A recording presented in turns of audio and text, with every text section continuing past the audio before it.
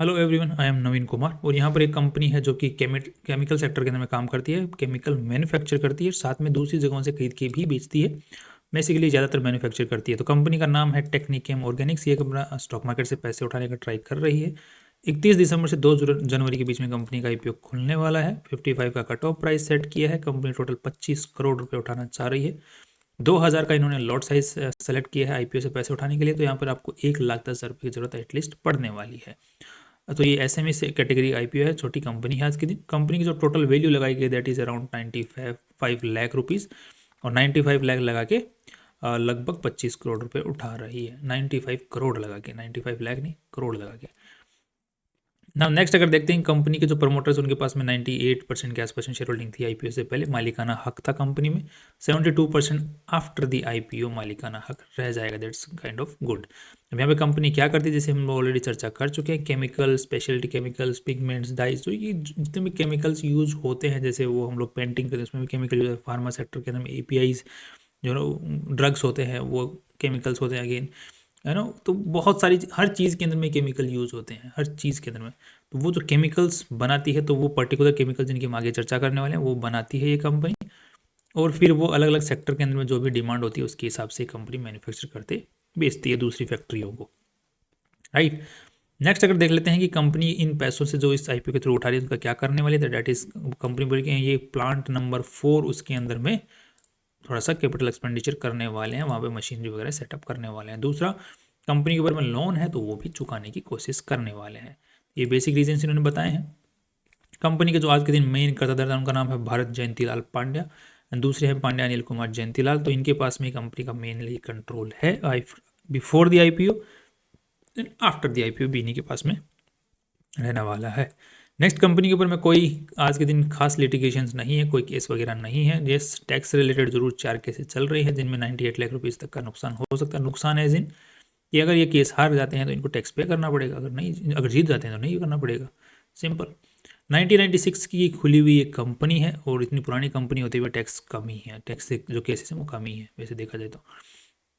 96 की खुली हुई कंपनी है और इसी नाम के साथ में खुली थी जिस नाम के साथ में कंपनी आज के दिन आईपीओ से पैसे उठा रही है। That's very good. और जिस सेक्टर में कंपनी शुरुआत से खुली है, तो जब से काम कर रही है तब से उसी सेक्टर के अंदर में काम करते हुए आगे बढ़ रही है। That's again very good.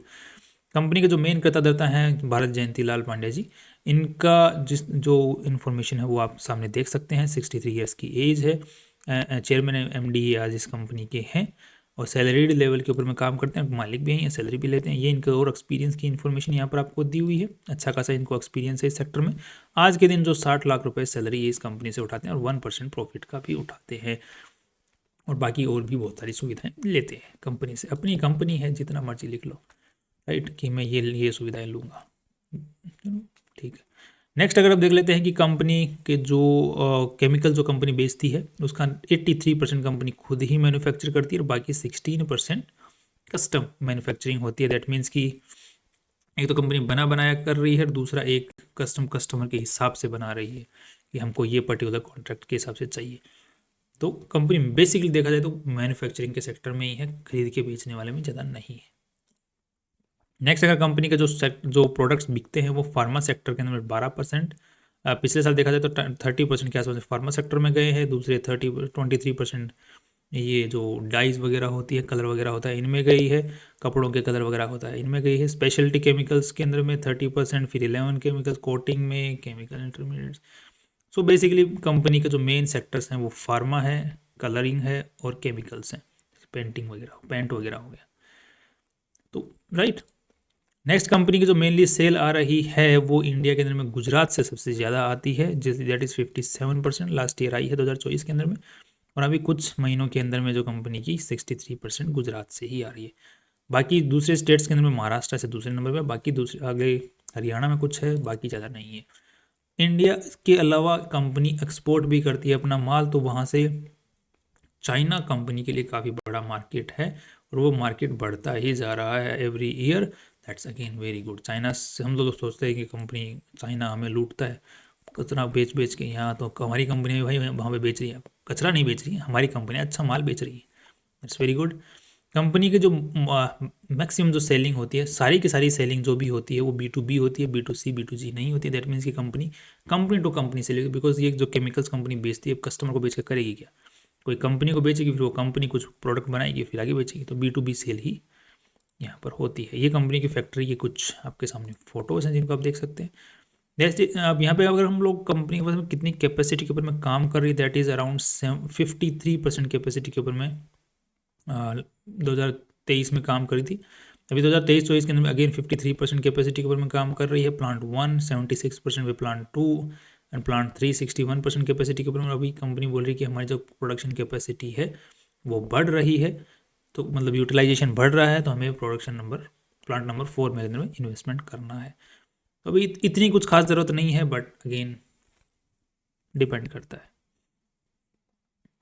Next अब देख लेते हैं, बिकॉज कंपनी बहुत सारे अगर केमिकल्स बनाती है तो पर्टिकुलर जैसे प्लांट नंबर 1 में ये केमिकल बना रही है, प्लांट नंबर 2 में वो दूसरे बना रही है, तीसरे बना रही है, प्लांट नंबर 4 के अंदर और केमिकल्स का अगर मैन्युफैक्चर करना स्टार्ट कर दिया तो प्लांट नंबर 4 में काम करना चालू कर देगा। That's good. अब कई बार होता है कंपनी एक ही पर्टिकुलर प्रोडक्ट बनाती है, प्लांट नंबर 2 का भी प्रोडक्शन कैपेसिटी यूटिलाइज नहीं हो रहा, प्लांट नंबर 3 खोलने को तैयार हो रही हो, वो एक अलग चीज़ हो जाती है, गलत चीज़ हो जाती है। बट यहाँ पर यह प्रोडक्ट्स अलग केमिकल हैं, अलग प्रोडक्शंस हैं, वो डिपेंड करता है फिर ऊपर नीचे। कंपनी के अंदर में आज के दिन जो एम्प्लॉयज़ काम कर रहे हैं दैट इज़ 72, जो कि कंपनी की साइज़ के हिसाब से ठीक है, कम कम ही हैं, थोड़े ज़्यादा होते तो ज़्यादा बेटर होता। नेक्स्ट अगर ये कंपनी के द्वारा जो फैसिलिटीज़ हैं, मैन्युफैक्चरिंग फैसिलिटीज़, ये ओन्ड हैं कंपनी द्वारा, that's again very good. But यहाँ पर जो कंसिडरेशन है that is not very great. यहाँ पे जैसे 2.5 लाख रुपए के अंदर में ये ज़मीन खरीदी हुई है इन्होंने, बट 96 में खरीदी हुई है। दूसरी 1 करोड़ 20 लाख में ये वाली खरीदी हुई है, ये 3 करोड़ 39 लाख में खरीदी हुई है। सो ये कुछ प्रॉपर्टीज़ इन्होंने ओन करते हैं, बाकी कुछ प्रॉपर्टीज़ इनके पास में लीज बेसिस पे भी ले रखी हैं जो कि कंपनी यूज़ करती है।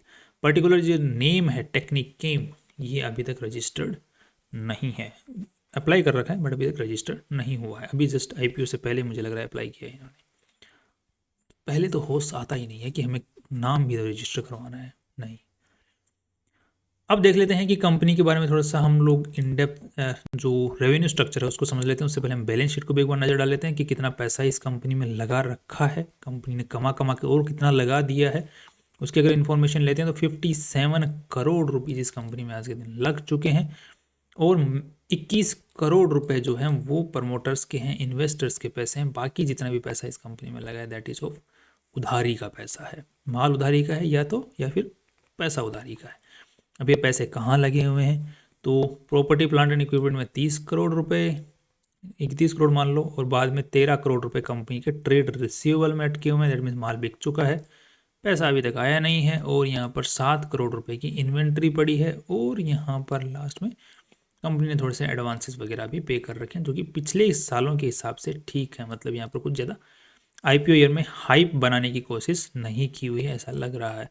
बट इस साल ज़रूर थोड़ा सा सेल रेवेन्यू के अंदर में ज़रूर थोड़ा सा हाइप बनाने की कोशिश की हुई है, ऐसा नज़र आ रहा है। थोड़ी इज्जत बचाने की कोशिश की हुई है।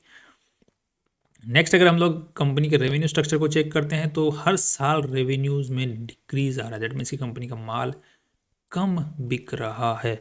That's again kind of A worrying situation. 2024 के अंदर में कंपनी का अगर 3 महीने का डेटा अगर यहाँ पे चेक करते हैं तो उसके हिसाब से ज़रूर थोड़ा सा इंक्रीज आया है। बट सीधी सी बात अगेन है कि पूरा साल ख़त्म होगा तब पता चलेगा कि असली पिक्चर सामने आएगी। बाकी हर साल जो है कंपनी का पूरे साल का डेटा को देखते हैं तो कम ही हो रहा है। और यहाँ पर कंपनी के अगर हम लोग नेट प्रॉफिट की बात करते हैं तो यहाँ पर नेट प्रॉफिट, रेवेन्यू कम हुआ तो नेट प्रॉफिट भी कम होंगे, ये नेट प्रॉफिट भी कम होंगे, यहाँ से यहाँ कम हो गए।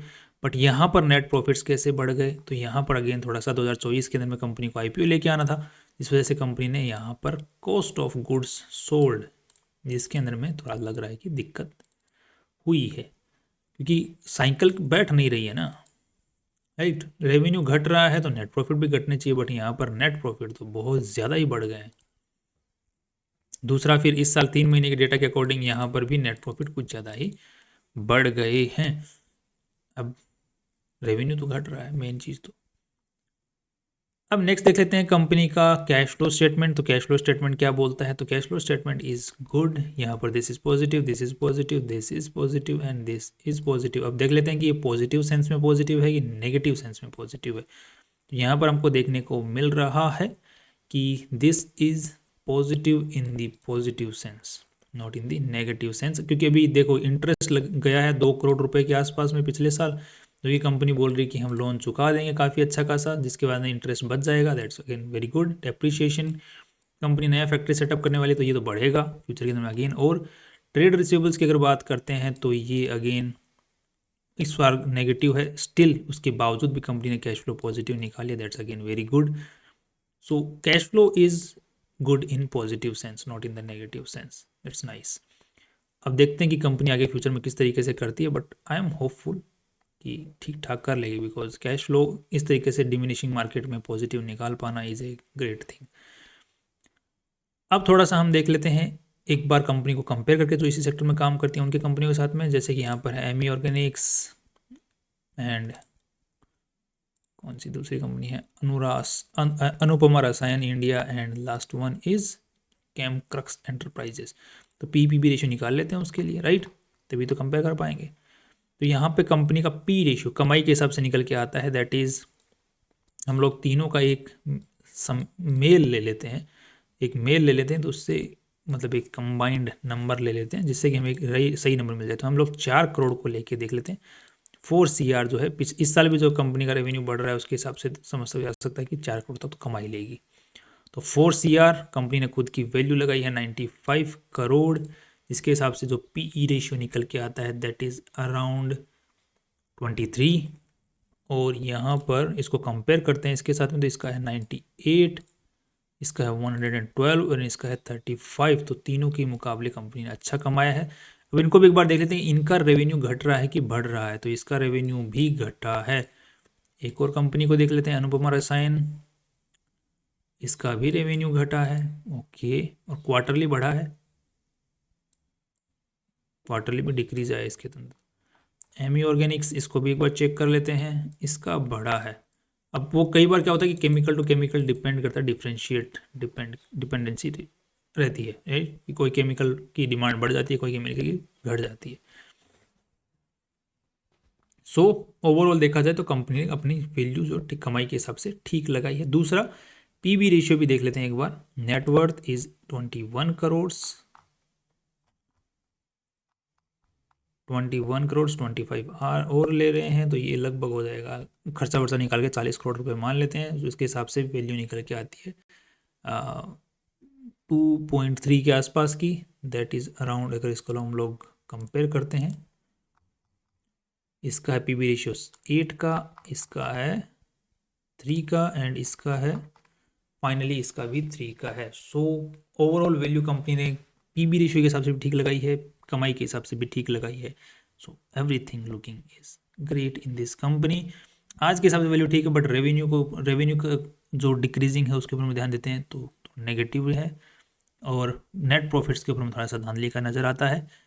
और फाइनली अगर देखा जाए, व्यू बनाया जाए, तो जो वैल्यू लगाई है कम मार्केट ने जो दूसरी कंपनी को वैल्यू दे रखी है उसके हिसाब से जो ठीक है, तो थोड़ा बहुत हमें उछाल देखने को मिल सकता है। बाकी जब तक रेवेन्यू सुधार और नेट प्रॉफिट में सुधार होता हुआ ना नजर आए सही सेंस के अंदर में, तब तक लॉन्ग टर्म का व्यू ना बना के चलें तो बेटर है। लिस्टिंग गेंस के लिए फिर भी एक हवा किस तरह बन रही है उसके हिसाब से हम लोग सोच सकते हैं। तो हवा को एक बार देख लेते हैं। आई थिंक हवा इसकी अच्छी बनानी चाहिए, बिकॉज लिस्टिंग गेन के बाद में हो सकता है कि ये नीचे आए। तो अगर ये वो मोर देन 50% रहता है तो हम लोग अप्लाई के बारे में सोच सकते हैं, सिर्फ लिस्टिंग गेंस के लिए, शॉर्ट टर्म के लिए, बाकी निकल जाए। बाकी आप कोई भी अपना और व्यू बनाए तो और रिसर्च कर लें, उसके हिसाब से अपना व्यू बनाएं, अदरवाइज अपने रिस्क एपेटाइट को देखते हुए बाइंग सेलिंग के बारे में सोचें। That's all, see you tomorrow.